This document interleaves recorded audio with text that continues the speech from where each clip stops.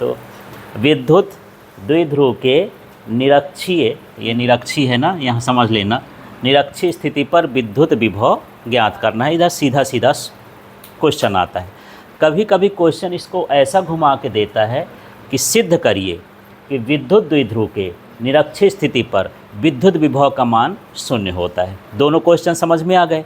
एक बार पूछ देगा कि इसके लिए क्या निकालना है, व्यंजक, शून्य नहीं देगा। एक बार लिख देगा कि इसका मान क्या होता है, शून्य होता है। दोनों के लिए एक ही काम करना है, ठीक। और मैं पहले भी बता चुका हूँ, अक्षीय और निरक्षीय वाले आपके पूरे सिलेबस में दो तरह के क्वेश्चन हैं, एक विद्युत विभव वाला है और एक विद्युत क्षेत्र की तीव्रता वाला है। पहले चैप्टर में विद्युत क्षेत्र की तीव्रता वाला है और सरल सरल हैं, ज़्यादा कठिन नहीं है। स्टेप यही फॉलो करना है। यहाँ पर ये क्या है, चित्र है, फिर ये सूत्र लगना है, प्लस क्यू आवेश के कारण विद्युत विभव निकालना है, फिर माइनस क्यू आवेश के कारण विद्युत विभव निकालना है, फिर कुल विभव निकालना है। सेम है, बस स्थिति भर बदल देना है कि पहले अक्षीय थी, अब क्या है, निरक्षीय। तो सबसे पहले इसी का चित्र बनाएंगे, विद्युत द्विध्रुव का। कल मेरे बताने के बाद भी थोड़ा थोड़ा गड़बड़ कर लिए थे, ध्यान से देखना, ठीक है।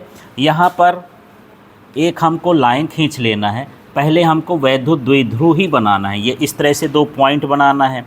तो आप लाइन भर खींच देते हो, पॉइंट का पता नहीं रहता है। तो आपको देखना है क्या बनाना है, दो पॉइंट, और एक में इसका छोटा सा बीच का पॉइंट बना लेना है। प्लस क्यू कहाँ लिखेंगे, इधर के इधर, इधर लिखेंगे प्लस क्यू और इधर क्या लिख देंगे, माइनस क्यू, ठीक है। बिंदु की बात करता हूँ। कल कुछ लोग यहाँ ए लिखे थे, यहाँ बी लिखे थे, माने इसका पैटर्न बदल दिए थे। हालांकि उससे फ़र्क नहीं पड़ता, लेकिन जो परंपरा बनाई गई है ना, परंपरा तोड़ोगे तो गड़बड़ हो जाएगा। प्लस क्यू के पास ही ए लिखना है और माइनस क्यू के पास क्या लिखा जाता है, बी। लेकिन हमारी आदत इधर से लिखनी, हाँ यार ए और ये बी, जल्दी जल्दी लिख जाता है, ठीक है। तो ऐसा नहीं लिखना है। इस बिंदु का नाम क्या रहेगा, ए, और इस बिंदु का नाम क्या रहेगा, बी, और बीच वाले बिंदु का नाम रहेगा ओ, ठीक है। यहाँ से यहाँ तक की दूरी क्या रहेगी, एल, स्मॉल एल है, और यहाँ से यहाँ तक की दूरी भी रहेगी स्मॉल एल। अब यहाँ कौन सी स्थिति है, निरक्षीय स्थिति। तो निरक्षीय स्थिति का मतलब है विद्युत द्विध्रुव के लंबवत, बीच वाली रेखा से एक लंबवत रेखा खींच दें और वो, ठीक। तो यहाँ पर एक लंबवत रेखा खींच देते हैं। ये इसकी कौन सी स्थिति होगी, निरक्षीय। इसमें लाइन जो है कितनी भी लंबी, छोटी, बड़ी, जैसा भी खींचना हो खींच सकते हो, चित्र अच्छा लगना चाहिए। बस यहीं पर ना खींच के ऐसे मिला दो या बहुत बड़ा ना कर दो, इस तरह से, ठीक। अब ये जब बन जाएगा तो इसको इस वाले बिंदु से और इस वाले बिंदु से मिलाना है। इस बिंदु को P रख देना है और इसकी दूरी को R दर्शा देना। इतना छोटा सा चित्र है, लेकिन ये चित्र भी कठिन हो गया। अभी मैं देख रहा था कि क्या किए आप, ये आप ऐसा किए, ये बना लिए। अब यहाँ लाइन खींच रहे हो, इधर बड़ा हो रहा है, इधर क्या हो रहा है, छोटा, ठीक है। तो गड़बड़ हो जाता है। तो तरीका यही है कि पहले विद्युत द्विध्रुव बनाओ, ये वाली डंडी खींचना है, फिर इसके बाद बीच वाली ये खींचना है, इसके बाद साइड का मिलाओगे तो गड़बड़ नहीं होगा, हमेशा सही बनेगा। तो जो तरीके बता रहे हैं उसको फॉलो करना है, ठीक है। चित्र के बारे में ज़्यादा कुछ नहीं बताऊंगा, जो कल लिखे थे वही है। तो आपको बोलना है क्या लिखोगे, जहाँ पर हाथ रखूँगा उतना ही बोलना है, आगे मत बढ़ना, ठीक है। हाँ हाँ, माना ए भी एक विद्युत द्विध्रुव, इसी से लाइन बन गई जो, हाँ, जो प्लस क्यू और माइनस क्यू आवेश से मिलकर बना है। हाँ, इसके बीच की दूरी 2l है। फिर हाँ, मध्य बिंदु O से R दूरी पर P बिंदु स्थित है, जो निरक्षीय स्थिति पर है और इस पर विद्युत विभव ज्ञात करना है। इतनी लाइन तो लिखना है। तो मैं इसको अब दोबारा नहीं बोलूँगा, कल भी पढ़ चुके हो, तो सिंपल सी लाइन। कल जो लिखे थे केवल अक्षीय के स्थान पर क्या लिखना है, निरक्षीय, बाकी सारा तो सेम ही है। अब इसका चित्र हो गया, चित्र के बारे में हो गया। इस सूत्र को लगाना है, लेकिन ये स्टेप होगा। क्या लिखोगे इसके बारे में, हाँ, प्लस क्यू आवेश के कारण P बिंदु पर विभव, ये लाइन बन जाएगी। इस सूत्र को लगा दूंगा। तो चलो यार सूत्र लगाते हैं। क्या लिखूं बताओ तो, V1 = 1/A 4 pi epsilon not, और ये प्लस क्यू है तो यहाँ प्लस क्यू लिख देंगे। अब दूरी को हम डिसाइड करेंगे, वहाँ आर नहीं लिखना, यही चीज़ बदलना है, ठीक है। और ये भी देखना, जैसे मैं भी लिखा हूँ ना नीचे 1, किसी भी संख्या में जब हम नीचे लिखते हैं तो इसको बोलते हैं सबस्क्रिप्ट। ये क्या है? सबस्क्रिप्ट। और यदि हमको ऊपर लिखना होता है तो वो होता है सुपरस्क्रिप्ट। वो क्या है? सुपरस्क्रिप्ट, ठीक। तो इसको हम नीचे लिखेंगे ऐसे। कई बार मैं देखता हूँ ऐसे बराबर कर देते, थोड़ा सा गड़बड़ हो जाता है, ठीक। इन चीज़ों को सीखना है, थोड़ी थोड़ी गलती है सुधार, बनता तो है पर उसको थोड़ा अच्छे से करना है, ठीक है। क्या लिखूं यार प्लस क्यू से? आपका दिमाग क्या कह रहा है? A P. आपको सिर्फ ये देखना है कि हम प्लस क्यू की बात करते हैं तो प्लस क्यू कहाँ लोकेटेड है और किस बिंदु की बात कर रहे हैं। तो यहाँ से यहाँ तक क्या है? A P. तो उसके नीचे क्या लिख देंगे? ए पी, ठीक है। ये ए पी लिख देता हूँ और इसका काम ख़त्म हो गया। एक ही स्टेप लिखना है इसमें। अब क्या लिखोगे? माइनस क्यू आवेश के कारण पी बिंदु पर विभव, ठीक है। फिर से इसी सूत्र का उपयोग करना है। अब क्या लिख दूँ? V2। अब क्या? 1/4 पाई एप्सिलॉन, हाँ यहाँ माइनस क्यू चिन्ह सहित लिखना है, माइनस क्यू। और माइनस क्यू की लोकेशन देखो कहाँ लिखा है? B। तो B, मान लो बाय चांस आप गलती कर देते हो, A इधर लिख देते हो, B उधर लिख दोगे तो यह BP हो जाएगा, ये क्या हो जाएगा? AP, ठीक है। तो यहाँ पर अभी फ़िलहाल BP है तो ये मैं लिख दिया BP, PB, जो भी लिखना हो लिख सकते हो। ये दूसरा समीकरण होगा, यहाँ भी काम ख़त्म। अब तीसरा क्या है? कुल विभव। तो यहाँ पर पूरी लाइन बनेगी P बिंदु पर कुल विभव, ठीक। और उसका सूत्र लिखा ही है, V बराबर V1 प्लस V2। ये लिखने के बाद यहाँ पर मान रख देंगे तो ये V बराबर हो जाएगा V1 प्लस V2, ये कुल विभव का सूत्र। अब यहाँ पर V है, V1 का मान देखो 1/4 पाई एप्सिलॉन नॉट, हाँ Q अपॉन क्या कर दिया? AP। फिर यहाँ प्लस लगा है, प्लस ही लगा देते हैं या फिर माइनस भी लगा देते हैं, ठीक। यदि ये माइनस हटाएंगे और नहीं हटाते हो तो अभी मैं इसी को छाप देता हूँ, काहे को अभी ज़्यादा एक स्टेप ही ना बढ़ेगा। 1/4 pi epsilon not minus Q upon क्या हो गया? BP। इस तरह से मान रख देंगे। मान रखने के बाद आपको वहाँ बताना है कि यहाँ V1 और V2 का क्या करें हैं? मान रखें। तो बगल में लिख देंगे V1 और V2 का मान रखने पर, ठीक है। अगले स्टेप में आपको देखेंगे कि इसका हम कोष्टक हटा लेते हैं, ज़्यादा कुछ नहीं करते हैं। ये कोष्टक हटाएंगे तो माइनस यहाँ आ जाएगा।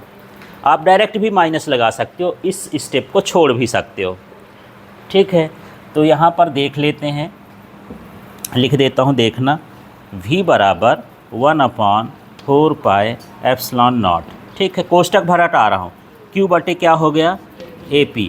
फिर क्या हो जाएगा? माइनस हो जाएगा। ये प्लस है, यहाँ माइनस है, उसको इसके साथ मिला देंगे तो माइनस हो जाएगा 1/4 पाई एप्सिलॉन नॉट, ठीक। और क्या हो जाएगा? Q अपॉन BP, ठीक है। ये जो मैं स्टेप कर रहा हूँ ये सब भूल जाना है समझने के बाद। आपको केवल ये भर ध्यान रखना है, ये और ये, ठीक। फिर अपने आप बन जाता है, इतना पता होता है तो। अब ये हो गया V बराबर, इसमें से ये देखना है जो दोनों में दिखता है। जैसे आपको ये दिख रहा होगा कि ये है और ये भी है दोनों में, तो 2 में ना लिख करके 1 में लिखते हैं, उसको क्या कहते हैं? कॉमन। तो 1/4 पाई एप्सिलॉन नॉट, ठीक। अब यहाँ पर क्या रह गया यार? Q है और ये भी Q है, इसको भी लिख देते हैं, यहाँ बाहर ही लिख देते हैं, ठीक। अब यहाँ पर कोठा चालू करेंगे यार, इनको भीतर रख देंगे, देखते हैं। ये निकला, ये भी निकला, क्या नहीं निकला? AP। बटे का AP नहीं निकला तो यहाँ से ये निकालेंगे तो क्या बचेगा? 1। तो ये हो जाएगा 1/AP माइनस, ये माइनस लगा दिए। जो मैं गोला लगाया हूँ उसको नहीं लिखना है, तो क्या बचेगा? 1/BP, ये बच गया, ठीक है। अब यहाँ क्या होता है, अभी ये जो AP का मान है और जो BP का मान है ये दोनों आपस में बराबर हैं। भाई इसको बीच से न मिलाए हो, बीच से मिलाए हो तो ये समद्विबाहु त्रिभुज बनता है, ठीक है। ज्यामिति के हिसाब से यदि इसका लंब जो है मध्य बिंदु से मिले तो कैसा त्रिभुज होता है? समद्विबाहु। तो वहाँ लिखना नहीं है, समझना है, गणित नहीं बताना है। तो यहाँ पर हम देख लेंगे कि जो AP का मान है वो BP के क्या है, बराबर है। तो यार 1/AP, और मान लो यहाँ भी BP का मान क्या है, AP, तो ये भी हो जाएगा 1/AP। माने बराबर में से बराबर को घटाओगे तो कितना आएगा, 0 आ जाएगा। तो हम लिख सकते हैं 1/4 पाई एप्सिलॉन नॉट, क्यू भी लिख देता हूँ, गुणे 0 लिख देना। इसका मान कितना हो गया, 0। कारण भी बताना है कि क्यों 0 हो गया। AP का मान किसके क्या है, BP के बराबर। ये स्टेप आप छोड़ भी सकते हो, ठीक। और डायरेक्टली अब गुणा करोगे तो भी बराबर कितना आ जाएगा, 0 आ जाएगा। इस तरह से इसका प्रश्न 2 बन जाता है। एक ये बन गया कि विद्युत द्विध्रुव के निरक्षीय स्थिति पर विद्युत विभव का व्यंजक ज्ञात करो, तो व्यंजक यहीं तक पहुँचेगा, यहाँ ख़त्म कर देना है। दूसरा क्वेश्चन इसी तरह का, विद्युत द्विध्रुव के निरक्षीय स्थिति पर विद्युत विभव 0 होता है, और इसका एक लाइन पूछता भी है खाली स्थान में या विकल्प में कैसे भी, कि विद्युत द्विध्रुव के निरक्षीय स्थिति पर विद्युत विभव का मान खाली स्थान होता है, क्या होता है, 0। तो यहाँ पर 3 स्थितियाँ हैं जब विद्युत विभव 0 होता है। जैसे पृथ्वी का मानक विभव कितना होता है, 0। शुरू में पॉइंट लिखाया था, पृथ्वी का मानक विभव 0, अनंत पर विभव 0, और निरक्षीय स्थिति पर विभव 0। और ये तीनों क्वेश्चन 1-1 नंबर में पूछे जाते हैं। तीनों स्थितियाँ समझ में आ गई, क्या क्या, पृथ्वी का मानक विभव 0 होता है, अनंत का विभव 0 होता है, विद्युत द्विध्रुव के निरक्षीय स्थिति पर विद्युत विभव 0 होता है, ठीक। अभी कुछ चीज़ें और बता देता हूँ, अभी आपको कुछ नहीं करना है, फिर इसके बाद थोड़ी देर बाद लिखना। यहाँ पर 1 इलेक्ट्रॉन वोल्ट क्या होता है, कभी कभी ये अलग से क्वेश्चन है ना। 1 इलेक्ट्रॉन वोल्ट ये क्या होता है, ये ऊर्जा का सबसे छोटा मात्रक। जैसे ऊर्जा का मात्रक जूल होता है ना, लेकिन जैसे छोटे कण हो, हवा ही उड़ रही है तो हवा की कण की ऊर्जा थोड़ा सा कम होगी। जैसे मैं ऐसे किया, हवा लगी तो क्या आपको चाटा लगता है, लेकिन हाथ से मारूँ तो लग जाएगा यार, ठीक है।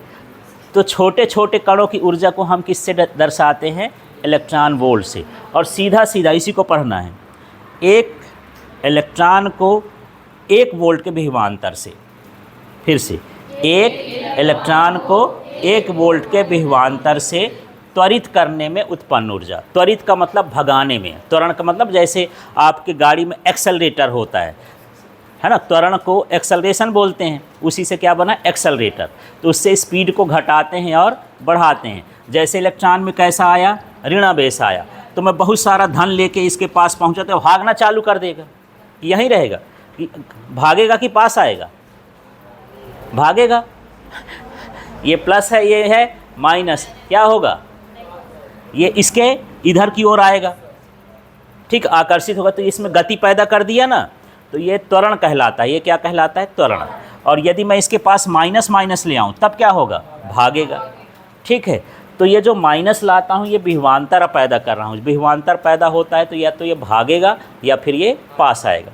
तो इसी से इसकी परिभाषा बनती है, देख लो क्या, 1 इलेक्ट्रॉन को, फिर से यहाँ 1 दोबारा बोलना है, 1 वोल्ट के विभवांतर से त्वरित करने पर जो ऊर्जा इलेक्ट्रॉन को प्राप्त होती है उसे इलेक्ट्रॉन वोल्ट कहते हैं। और जो इसका मान होता है, 1 इलेक्ट्रॉन वोल्ट का मान 1.6 × 10⁻⁻19 जूल होता है। तो अब ये वाला कन्फ्यूजन वाली संख्या हो गई, माने यहाँ पर क्या, ये किसी और का भी मान होता है, किसका, आवेश का। किसके आवेश का, मूल आवेश या इलेक्ट्रॉन के आवेश का मान होता है। क्या अंतर है यार दोनों में, बिल्कुल सही, उसमें क्या होता है, कूलाम, और इसमें क्या होता है, जूल। जब इलेक्ट्रॉन वोल्ट का मान पूछेगा तो पूरा मान यही रखोगे और उसके लास्ट में क्या लिखना है, जूल। और 1 इलेक्ट्रॉन यदि मैं इसको इतना हटा दूं तब ये सिर्फ क्या हो जाएगा, कूलाम हो जाएगा। दोनों में फ़र्क पता चल रहा है, ये आवेश का मान है। और यदि मैं यहाँ जूल लिख देता हूँ और यहाँ फिर भी लिख देता हूँ, ये ऊर्जा का मान। 1 इलेक्ट्रॉन वोल्ट का मान जूल में इतना होता है, ठीक है। तो चलिए फिर से अब आप लोग परिभाषा तो बोलिए, 1 इलेक्ट्रॉन को, फिर से दोबारा बोलो, 1 वोल्ट, हाँ, 1 वोल्ट के विभवांतर से त्वरित करने पर इलेक्ट्रॉन को जो ऊर्जा प्राप्त होती है उसे इलेक्ट्रॉन वोल्ट कहते हैं। तो ये कभी ये 2 नंबर में आता है और कभी इसका मान भर पूछ देता है, ठीक है। तो चलिए अब आपको यही